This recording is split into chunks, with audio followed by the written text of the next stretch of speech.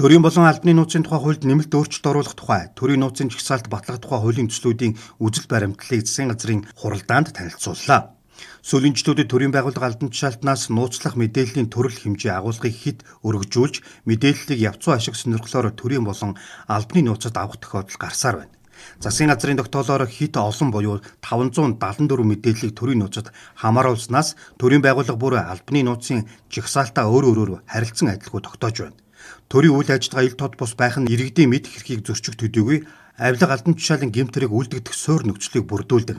Тийм учраас Монгол Улсын ерөнхий сайд томилогдсон даруйдаан нэг тод албан даалгавраа нийгэмд шудраг усыг бэхжүүлэх, авилга албан тушаалыг гэмт хэрэгтэд тэмцэх зорилгын хүрээнд төрийн болон албаны нууцын тухай хууль тогтоомжийг боловсронгуй болгох ажлыг засгийн газрын хэрэглэх газар, хууль зүйн дотоод хэргийн яам, тагнуулын ерхий газар тус үүрэг болгосон.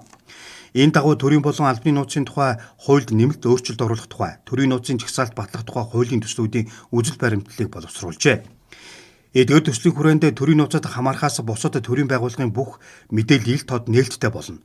Жишээлбэл албаны нууцыг хүчингү болгосноор одоо албаны нууцад бүртгэлтэй байгаа төрийн 59 байгууллагын нийт 882 мэдээлэл ил болно. Төрийн нууцын жагсаалтыг засгийн газрын шийдвэрээр өргөжүүлэх үндслэггүйгээр мэдээллийг нууцлах явдлыг даслан зогсооно. Өөрөөр хэлбэл төрийн нууцын жагсаалт батлах эрхийг улсын хуралд бүрэн төвлөрүүлж иргэд олон нийтийн ялалтыг тогтооно.